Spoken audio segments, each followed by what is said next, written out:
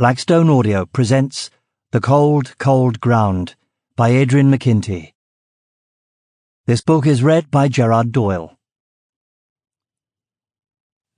Now don't be a crybaby when there's wood in the shed.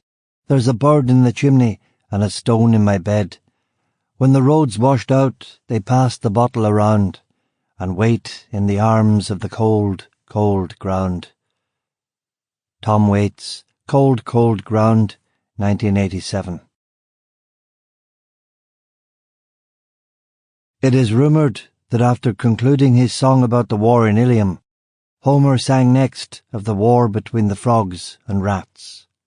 Jorge Luis Borges, The Immortal, 1949. Chapter 1. The Thin Blue Line. The riot had taken on a beauty of its own now. Arcs of gasoline fire under the crescent moon, crimson tracer and mystical parabolas, phosphorescence from the barrels of plastic bullet guns, a distant yelling like that of men below decks in a torpedoed prison ship, the scarlet whoosh of Molotovs intersecting with exacting surfaces, helicopters everywhere, their spotlights finding one another like lovers in the afterlife. And all this through a lens of oleaginous Belfast rain. I watched with the others by the Land Rover on Knocker Mountain. No one spoke. Words were inadequate. You needed a Picasso for this scene, not a poet.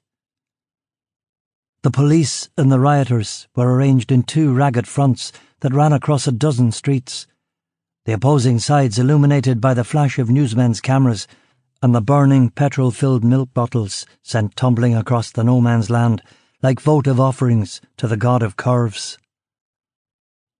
Sometimes one side charged, and the two lines touched for a time, before decoupling and returning to their original positions.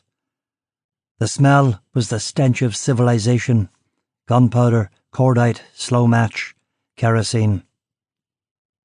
It was perfect. It was Giselle. It was Swan Lake. And yet, we had the feeling that we had seen better.